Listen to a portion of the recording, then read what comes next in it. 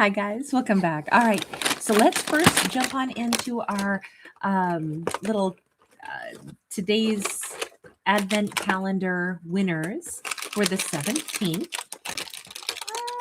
Hang on, and we got to get our little puppy dog out of the puppy dog Advent calendar too. And I feel like I need a pair of tweezers or something. All right, we got a little baby border collie and his little scarf, his little Christmas scarf. And let's see who our winners are. We have Carrie Reed and Helen York. So I will be doing the storytellings for our two winners right after this. I will go ahead and put the free link right there in the description box. Anybody, of course, can watch it, but I'll do their stories as soon as we're done with this. If you would like to enter for tomorrow's drawing, all you have to do is type the word heal in the comments. Comments will be visible as soon as we're done with this live stream, okay? So right now it's 10:11 p.m. Pacific Standard Time on the 17th. So if you're watching it sometime, after this will probably be like a 20-minute video or so. If you watch it after that, then probably the live will be over and then you'll see the comments open. All right. And I'm just mentioning it that way because I know I've had people that are maybe thinking that I'm still live when I'm not. And then they're wondering why they can't jump in on the live stream, and it's likely because sometimes I know YouTube will kind of indicate that something is still live even though it's been over for many hours. So I just thought maybe once in a while I'd start trying to remember to mention what the timing actually is that I'm live, so that if you're watching it a day later or 3 hours later, you know that I'm long since no longer live. All right, guys, good to see everyone. Hi, everybody. Delighted to catch you. All right, so this is going to be a specific love message, and I had this image in my mind of somebody that was wearing purple. I don't know if it was dark purple, light purple, lavender, whatever, but they were wearing something that was purple. And they had long hair, and it seemed like they were like brushing their hair, washing their hair, drying their hair, something like that, humming. And I don't know, they seemed very happy. It seemed like, I don't know, just somebody who was in kind of like a really good mood, kind of like bobbing around. This seemed like either a bedtime or a morning time ritual. Because it was like personal grooming, something to do with their hair. Moon is upright. 5 of Cups is upright. Okay, so I don't know if that just gives us a character, but we don't know. Is she our lead character? Is she somebody else on the outskirts of things? Is she somebody not a lead character at all, but like someone who will hear about this story? I don't know. But we begin with possibly Pisces. We do have a feminine here with longer hair covering her face saying, I don't know anything about anything else other than what's going on in my world. This could be nighttime. This could be somebody, she could also be washing her face in this, which I've never thought of it that way on this card before. But whatever's happening in this feminine's world, she certainly is oblivious to the fact that we have this masculine who is lost right now. He is literally lost. It doesn't matter how much he has. It doesn't matter if he's rich. Doesn't matter what he's got. And he may have a lot. He may have a lot of like wealth and like a life of ease to a certain extent. And yet he is freaking miserable. And he's holding that map wishing he was anywhere but at this mansion. So hold on. Masculine, what is your story over here? Because you look very unhappy at the moment. We have a 2 of Swords. We have the Page of Cups. We have the Death and Rebirth. And we have that 10 of Cups sideways. Basically, he'd like to be anywhere but where he is. Specifically, he wishes he could still talk to the person that has blocked him out of her life, I'll say. He wishes he could say sorry. He wishes somehow, if he could just have found the right words. He must have ruined this connection, and she must have told him point blank, man, that's a sword to the heart. Guess we're done here. He's wishing he was like a medical personnel who could revive her and bring this whole thing back. If he caused her great grief and pain, he wishes more than anything he could go back in time and heal it and fix it. That was his happiness, and he knows it. This is something where I feel like he ruminates on this a lot, looks back to the past a lot, and to the happiness that he missed out on. What happened? Why do you feel like, because she's laying here, totally like prone, like collapsed over here. And he's saying, with the Death card, that's a a very significant ending, but usually followed by a rebirth. But he's saying, I wish so much that I could say sorry for that. I don't know if these two had a falter where it was like they had a problem or they had a breakup, but then there was a chance to get it back on track. And then instead he like fumbled that. And she goes, okay, this is a permanent ending then, isn't it? 10 of Wands. He says, I chose the wrong path completely and utterly. We wouldn't normally look at a 10 of Wands as like what we see here that almost mimics being the, you know, the 2 of Wands, but that is what we have here. We have him standing and realizing, I somehow thought that my behavior, I don't know how I thought this, because obviously he's got this book on top of his head, acting like, you know, I thought I had all this knowledge, but really I hadn't really absorbed anything, had I? Because I chose the path that created the tornado when I should have known better. Okay, so hang on. What did you say or do that you think ruined this? 9 of Swords. Oh God, he lives in this kind of stress. He lives in the memory of whatever he said or did. It must have been significant for her to say, wow, that's horrendous and I'm done. Because I definitely feel like this keeps him up at night, the memory of this. World card sideways. It was, and he was right there. He was right at the precipice where they could have had a new beginning. And instead he crunched it. He wrecked the potential. So I feel like these two were on the cusp of maybe healing a problem, a rift. And then instead of that, he did the one thing that could, you know, unravel it. I still don't get it. What did you say or do? Are we going to get a glimpse of that? 7 of Swords sideways. Well, he wasn't truthful. He wasn't 100% untruthful, but he also wasn't truthful. 7 of Swords is lying, cheating, running away, hiding, wearing a mask. Maybe he simply had the chance to tell her, you know, that he wanted a do-over or to say sorry. And instead, he acted like that's not what this was about. Maybe he never even said, I really want to heal things with you. Maybe he pretended that it didn't matter somehow. The Chariot, it definitely stopped completely. I don't know if he thought they were selling this weird chessboard and it was going to be like, well, I'll say this and she'll say that. We'll start, you know, talking again. We'll go back and forth. I'll act like there's no pressure, it's no big thing. But instead she checkmated him and said, oh, so you either weren't interested in fixing things with me. Okay, then goodbye. Game over. I do think somebody stepped off the chessboard, and I'm pretty sure it wasn't him, only because he's the one lying, and this is somebody who's not lying. And I do feel like she was divinely guided to get off this chessboard, right? Because we get the angel wings here, and it was like the ultimate checkmate. If somebody says, you know, in a conversation, in a dialogue, like there's really nothing forward, there's nothing moving forward, they're not communicating in a way that's clear about what their intentions are or what they want, I could totally understand how the other person at some point says, well, if you had wanted to fix things with me, I'm sure that you would have by now. So goodbye, you know, and it just looks like that was it. That's all she wrote. Oh God, character, why did you just lie or halfway lie or act like something didn't matter when it really did? This is so crazy. 4 of Wands.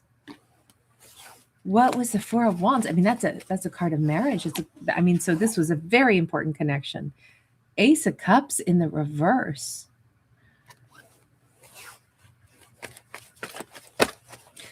You lied about how much you loved her? We've got the 10 of Coins sideways, the Hanged Man sideways. This is so weird. I can see why we would have had an epic backfire. I don't know what game he was playing other than it was to kind of drag heels. He was of two minds about something, about either like maybe he didn't really at the time want things to be moving forward too fast, because if that's the case, then then we have to be ready to move forward at a greater pace. So maybe he was intentionally not wanting to talk about, a relationship and love, because if I do, then, obviously it we would have to be really serious, because what the heck are we waiting for? I don't know what he was waiting for. All I know is it looks like he played games with something as important as, love and someone's heart. I mean, his own, for that matter. But I don't get why he would have done this, what the waiting game was. Why Hanged Man there? Nine of Coins, Queen of Cups. I don't know if he wanted to be single a little bit longer, but if that was the case, or if he wanted to be single a little bit longer and have her like really, really, like show him more love and affection, if this was a weird drawn out thing, so that hopefully she would, either chase him or I can't figure that bit out. I can only say that, and I don't think we'll be able to figure it out, because I don't get somebody's mind who works that way, where they're halfway lying, they're holding something back, they're on a chessboard. If you're playing a chess game, that's fine to have a strategy. But when you're dealing with a person, you shouldn't have a strategy. You should just be straightforward. Anything less than that, and you look like a weasel. I'm sorry. Oh man, here I go again. Gonna be all rude, all sassy. But, I don't understand somebody who wants to be in the middle of a really important relationship and then say, let's see, how can I play games? I just don't get why the games. That's the part that I think is always going to be so confusing to me, because I don't understand that. But it cost them this connection for sure. Okay, so let's go over here, because she is oblivious to all this. What does that mean? And I will say that behind her, you notice that we have the wolf and the dog howling at the moon. I'm going to say maybe the two of them do operate in very different ways. But she certainly could be, in a head or heart space where it's like, I don't know, somewhere in the back of my mind, I remember that, like, I thought we were going to be great together, but I never figured out why they didn't want me. I guess we were just too different. That could have been the way she just chalked this whole thing up and was just like, whatever, it is what it is. You never know why somebody else operates the way they do. Okay. King of Swords and Lovers. If anything, I think the only thing she can say here is, I really loved them, and at one point, I know they wanted to be my lover. All the more reason why it would have been really freaking confusing. I knew that they wanted to be my lover, but then maybe they picked somebody else, because the Lovers is a card of choice. We have Strength card. She says at one point in time, we were really, really good, and it felt like we were totally, on each other's team. Okay, then what happened? Four of Wands sideways. When it got to something much more serious, like marriage, or like really making this a connection where it was the two of us, and in more than just lip service, but like really, truly the two of us, then it seemed like they weren't too sure that they wanted to be with me. Okay. Four of Swords, and it was really painful, but I packed up and I left, because that's what you do. If somebody's not sure, they have the right to not be sure. So I guess it's time for me to go. So I definitely feel like the rug got pulled out from under her feet, and she never knew why. But she also doesn't think that they still think about her. She assumes that it's like, well, I guess once they said they really wanted to be my, whatever, man, woman, my man, and then they got all weird and they weren't sure anymore. So there was not much else for me to do other than take it on the chin and move along. So that's what I did. Bought myself a train ticket, bus ticket, left, carried on.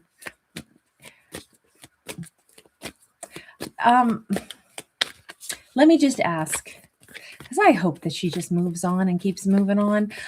In this one, just once, I'd love to see a character who just keeps on going on, We got the Knight of Wands sideways. We got the Eight of Wands upright. If anything, she may say, what I chalked it up to is they must have just been a player. I don't really have evidence of that, but that makes the most sense is that they had lines that they used on everybody. And it was always like whatever would get them the greatest high. They tell me they love me. They tell me it's you and me together, babe, forever and ever. And then when it's actually like, like love bombing basically. And then when it's time for more than just words, then they split and then they go on to the next person and they say the same thing. She kind of chalked it up to that. So that's how she's moved on. I'm guessing they must just be somebody who says those words to people to create, the honeymoon effect. Everything is so amazing. We're head over heels in love. And then as soon as it would come time to actually move a relationship forward, then they're on to the next so they can recreate again the honeymoon experience. I think that's her assumption here that that's how they run.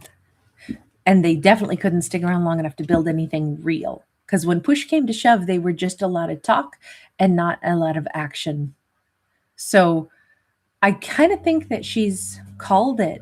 That may be the best way to describe it because they were dancing around like crazy. I couldn't seem to put my finger on what their deal was unless there was a supreme insecurity on their part because they actually had the Four of Wands upright, but the Ace of Cups in the reverse. Like, well, I wanted to draw her out and have her tell me how much she wanted me because I did want to be with her, but I wasn't really sure that I believed she really loved me. So I played some weird game and was going to wait for a really long time to make anything serious because I wanted her to pour her love into me or, beg me to be with her. So I wanted to act like I just wanted to stay single and then see how she'd handle it. See if she would, try to reel me in instead. I don't know that it's really weird. It's really, really weird. All of these stupid games. And the game stressed him out too. And now he's got to live with the memory of that, and it's like, how do I say sorry? How do I say sorry for all that? He thinks about it all the freaking time. The games. And I don't understand what the games were all about. Can I get a simplification? And we'll ask the universe for this. Simplification. What's the best way we could describe his behavior or understand maybe his behavior? King of Coins, which would say somebody who wants to give, but you notice how we have the snake skin behind him? That could represent somebody who wanted to feel safe enough to give, but they hadn't made that transformation yet. They liked the idea of being a long-term, safe, secure relationship where they could give, but they needed to change something first. We have the Nine of Cups. They needed to probably take a look at, if you say you want to be a King of Coins, which a King of Coins is generous, they are, connected to their partners. They don't just think about themselves, especially a King of Coins, very generous, right? And all about building roots and foundations. If you're going to do that, you're going to be thinking about someone other than yourself and your own ego. But this says they were actually still completely, worried first and foremost about drinking from their own cup. So the thing that they most needed to change, look, they wanted to be in a long-lasting connection, but they first needed all of their egoic needs met first, because this can be a card of overindulgence. It's a I'm number one. Let me drink my beverage first. Let me get my fulfillment first. Let me feel safe first. And if that was the summary here, no wonder it was so confusing. Because on one hand, man, they loved the idea of being in this long-term, amazing, stable connection where, the two of them trusted each other and, they were somebody's other half. But simultaneously, they wanted to stay selfish. It's all about me first. You make me feel safe first. Then you were not a King of Pentacles, but you loved the idea of being that King of Pentacles. It's almost like, and I'll use this as an analogy because we've all done this. I'll use myself as an example. I wanted to be Indiana Jones. The majority of my life, I wanted to be Indiana Jones, right? You can watch movies, and especially as kids, we're very, I don't know, just impressionable, right? And I just wanted to be an adventurer my whole life. And finally, as an adult, at some point in time, I was able to do some travel. And that's where I spent my money because I had to go see some places. I had to go. And it's like, obviously I was not Indiana Jones, but at least I was doing my miniaturized version of at least, exploring the world a little bit without any like exact map other than there were some things I wanted to see. And I feel like we all decide that's who I'd like to be. And then we trick ourselves into thinking that's kind of what we're doing. Or we knowingly are like, well, I'm not that character in a movie, but I still want to explore, or I still want to do this thing because that is, like an amazing quality of person that you would like to pattern yourself after, right? So we can all be very impressionable. And I feel like this person did that only in, not something as lighthearted as like, oh, I want to travel because I like adventure movies, but like, wow, I love seeing this amazing, powerful, divine masculine who's like this great leader and this great, protector, and this person that, looks out for their loved ones and, builds an empire with the people they love and is the head of their empire and, so dignified. But you can't cosplay that, especially not when that's all it was a cosplay, because in truth, they like the idea, but not the reality of what that would mean. You have to be a generous person. You have to be ready for partnership. Look, I think you can cosplay going out and traveling. You can even wear the nice, fedora and all that as Indiana Jones, but you still know you're not that person. I think you can get away with cosplaying some things in life, because we all do it to a certain extent. But I don't think you can cosplay relationships, or things that have more meaning. You know what I mean? It's like you can dress up for Halloween, but you're not a superhero. You can travel about and live a little miniature adventure, but you're not the movie character. But you can't pretend to be a King of Pentacles when you're actually a Nine of Cups.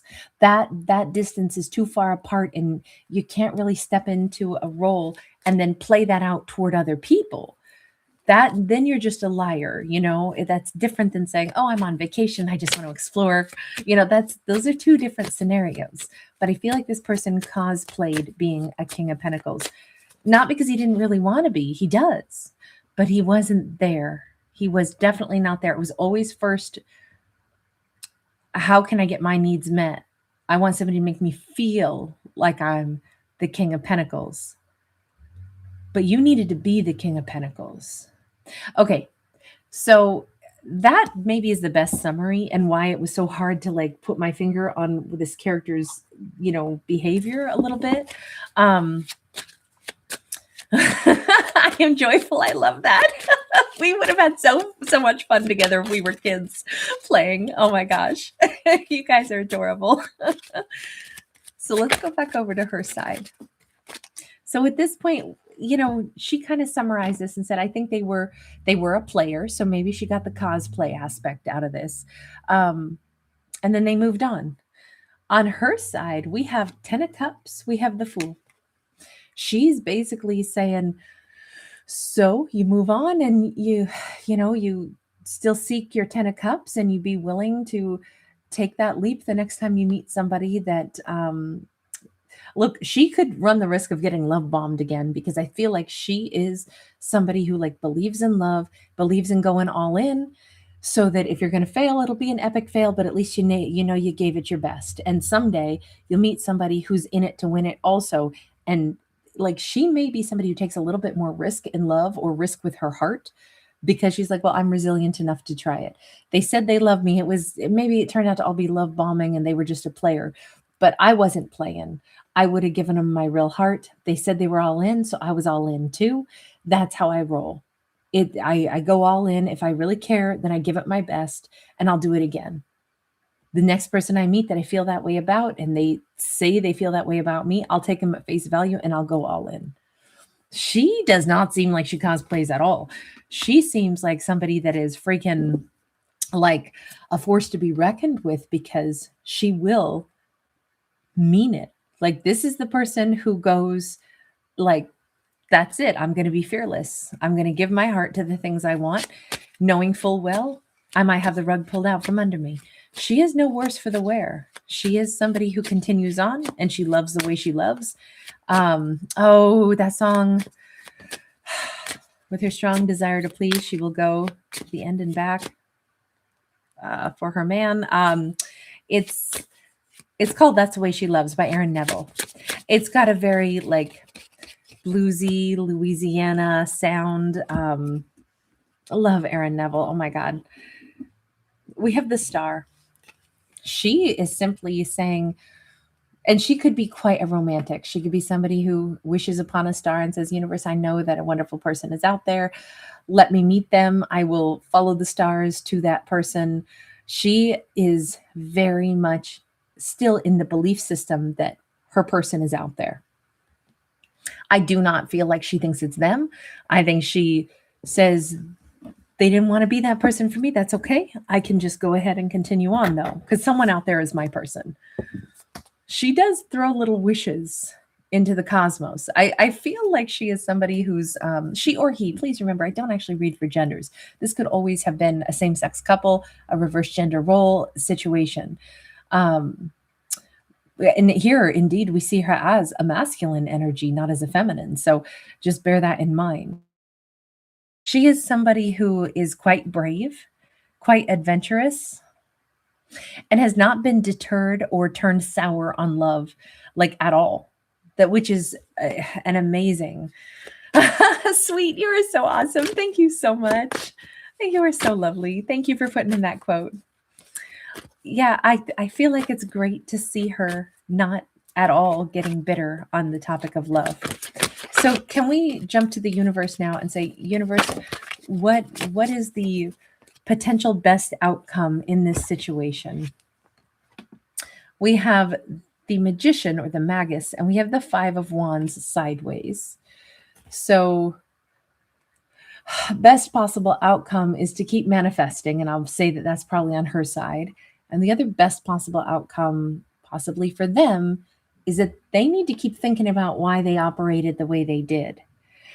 You notice that they didn't really get to what the universe said when I said, can you explain this person's behavior in a way that we can try to digest it? Because I was very confused by them.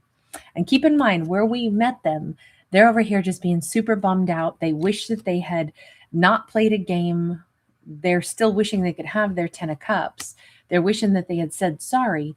But that's all well and good unless have you really made a change? And it's interesting because the universe is more like, the best thing for her to do is keep manifesting what she wants. The best thing for them to do, keep chewing on why did you do that? You need to understand your own motives if you're ever going to be able to change the way you do things, perhaps. So you messed it up with somebody that you loved. You played a game. You halfway lied to them. Even though you wanted to marry them, you wouldn't tell them that you love them. You just wouldn't give that to them. Even when you had like a second chance with them, you still wouldn't. You still wanted to slow walk stuff, and you wanted to halfway lie. Figure out why you did that. Because if you can't answer those things, you're probably going to do that again. Basically, in the most gentle of ways, the universe is asking this person to take a look in the mirror and ask, are you a king of pentacles or are you cosplaying as one? Because if that's the case, if you're still only going to look out for number 1, you're not a king of pentacles. Kings and queens don't look out for number 1. Kings and queens are aware that they're not the only person on the universe, and they think about the needs of others, and they think about, humanity, and they actually, that's what's missing in so many people that crave power. This is just my opinion now. I'm just going off on a side note.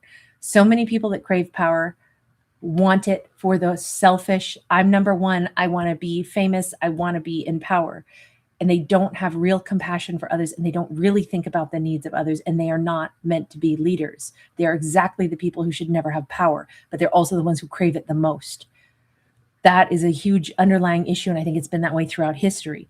And I feel like that's just a very human, flaw or trait, perhaps. But if you crave power, you want to be someone's guru, you want to be in charge, you want to hold, and swagger about and brag about how much power you have. Wrong reasons. You should not have any power at all. You do not have the maturity, and you do not have the compassion to actually have that kind of power. But I think that happens a lot. We see it all over the world.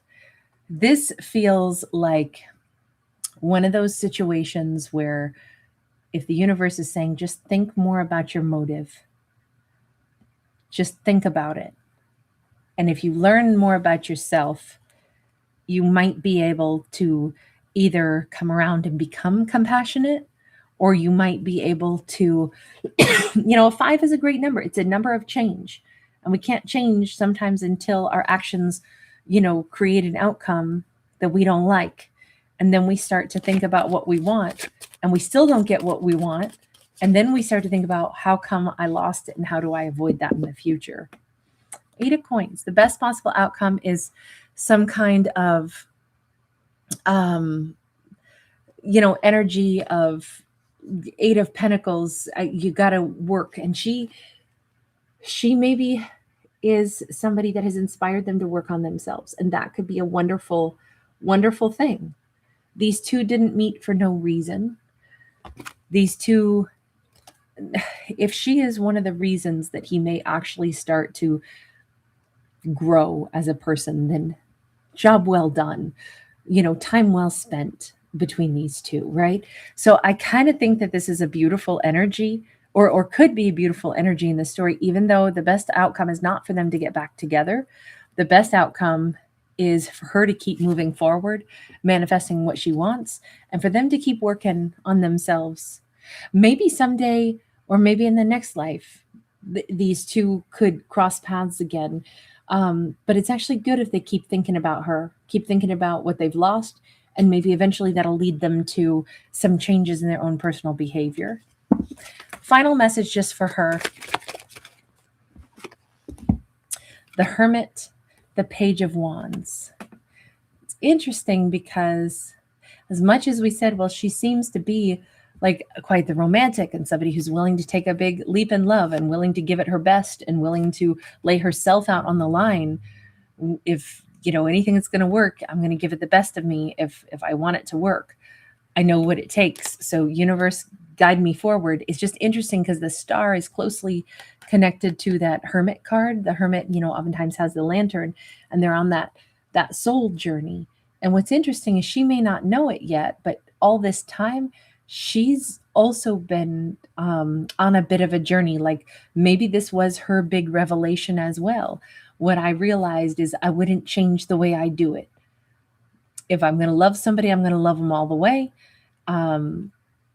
See how it goes. Maybe she wouldn't have been this brave. Sometimes we get more brave when we've tried it. It didn't work out. And we ask ourselves, okay, I'm left with nothing, but would I have done it any different? And it's like, hell no. It's better to do it my way. It's better to go ahead and always go all in. At least I got no regrets. At least I know I didn't fail this one. They didn't want me. All right, I can handle that. But I'm going to keep doing it my way, because I don't want to be the person who fumbles what I really wanted because I got scared to show my cards, And I just wonder if this is something that she's emerging from, like her own deep thought process. And so I wonder if meeting them and her choosing, being tested a little and figuring out who she really is, like, this is who I'll continue to be. That may have given her more, like gasoline in the tank to say, yeah, that I definitely wouldn't have changed the way that song right now is in my head. I would have loved you anyway. Is that Lori Morgan? I can't remember. I always get the singer's name wrong. It's a great song, country song. But if I'd have known the way that this would end, if I'd have read the last page first, something about if I had known how much it would hurt, I would have loved you anyway. I'd do it all the same. Not a second I would change. And I kind of think I always thought that was such a great song, because how wonderful to be that kind of person, who would still say, it's worth it because at least it was all real, however it comes out, at least I know who I am. At least I know where I stand. And I think that that is maybe what she learned about her own self here as well, because we see her emerging now and kind of like really ready for the next adventure. Maybe even, spotting something that she likes. I feel like maybe she was always that bold, but didn't know it till now for sure. It feels like characters had a lot of personal growth, even though I don't see them necessarily as making their way back to each other, at least not in this story. We would need to probably like jump ahead and say, in many years, if circumstances change, do these two have a shot again in each other's lives? Or let me just jump ahead for her and say, where does she end up? Okay, so apparently we really needed that. 9 of Pentacles, 8 of Wands. Where she ends up is feeling better and better. Also, started out with the idea of somebody in lavender, which is a spiritual color, and now wearing yellow.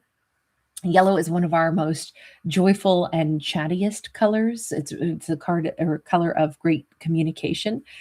And sure enough, we have her moving forward, possibly feeling much more empowered and feeling really happy as she moves forward. It doesn't say who she ends up with. It just says this is more like her immediate future. She moves beyond this for sure, and in a joyful way.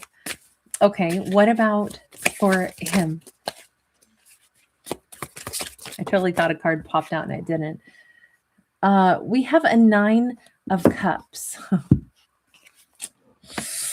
Again, he may actually, after all of this, he may still remain in his 9 of Cups, just doing what he likes to do, and he could stay single.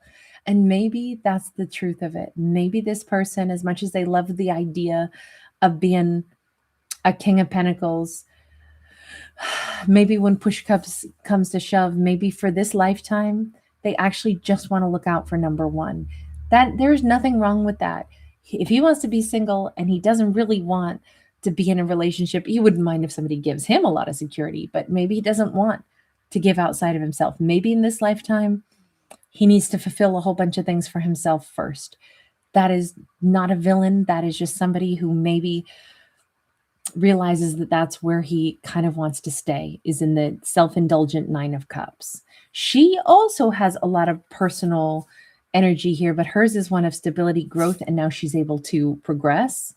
He seems to keep cycling back into, I really like it when I'm number one. And again, when sometimes we need to make ourselves number one, though. Sometimes that's an important part. That's not a bad card or anything. It's just when we're focused on self, that might not be the time to be in a relationship. She ends up with a King of Wands, and we have that 2 of Wands. All I can say is I feel like she ends up with somebody who's very heart-centered, and I feel like someday, maybe many, many years from now, she is still the person that he looks up, kind of at her window, thinks about reaching out to her, thinks about what might have been. I do not see this as a story where these two ever end up together. I see her as fully moving forward and loving somebody who can love her wholeheartedly as well. I don't think he ends up with anybody. I think he ends up wanting to look out for number one, and maybe that's where he needs to be in this lifetime. But he never forgets her. So let's just put it this way. Sometimes people love us to the greatest capacity that they are capable of, right? And so for them, yes, they loved her. Of course they loved her. But was it enough? Or did they want enough to be a partner? The answer on this storyline is no. They first were always going to need to make themselves and their needs the first priority. However, out of anybody on this planet, they loved her. If there was any other person aside from themselves that they were focused on, it actually is her. I just don't see them ending up together in this storyline. So an interesting one, and one that I actually think ends with a lot of happiness for maybe both of them. As I mean, maybe not so happy that he keeps remembering her, but never ends up with her. But again, maybe in this lifetime, he has to do this for himself. He needs to just focus on his own needs. Maybe in a past life, he didn't have enough of anything. And in this lifetime, it's like, I have to be my primary focus. That's okay. Characters are where they are. All right, you guys, I'm going to leave this one here. Yes. Oh my God, 11:8. That's a great point. Yeah. It's a 180 for her since the color purple and yellow are opposites. Yeah. That's such a great point. Isn't that, oh God, which basketball team is purple yellow? Purple yellow. Is that LeBron's? I can't think right now. Anyway, you guys, thanks so much for being here. You love corn? You drink roasted corn tea at night. I've never had roasted corn tea. Now I'm intrigued. Does it taste like corn? And what kind of corn are we talking? Are we talking like just straight up like yellow corn, or are we talking like a purple corn or something, like a more like heirloom or something? Okay, 11:8 is Lakers. And Carmelo Anthony, FK Slay, thank you. I've always been a hardcore Blazers fan, so you got to forgive me. I lived in Portland for a while, and so when you live in the town, you gotta love the team. So yeah, that stayed with me. Sweet, thank you, Escar. Great to catch you, babe. Sweet dreams, honey. Whitman Clan, hi, sweetheart. Bobby Harris, Dragon Fortnite. So wonderful to see you. So awesome to catch you guys. Empress Unicorn 111. Thank you, everybody. Donna, nice to see you, honey. Kiki, you're so sweet. Thanks for being here, hon. Johnny the Carnut, wonderful to catch you tonight.